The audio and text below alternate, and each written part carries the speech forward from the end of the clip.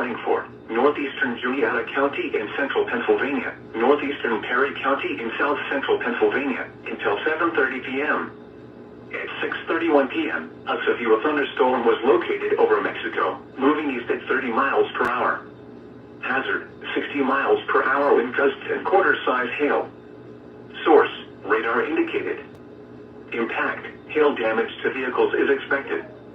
Expect wind damage to roofs, siding, and trees. Locations impacted include Newport, McAllisterville, Spruce Creek, Mexico, New Buffalo, Keysburg, Walnut, Liverpool, Mifflintown, Port Royal, Townsendtown, and Millerstown. Stay inside a well-built structure and keep away from windows. Repeating, a severe thunderstorm warning has been issued until 7:30 p.m. for the following counties: Juniata and Perry.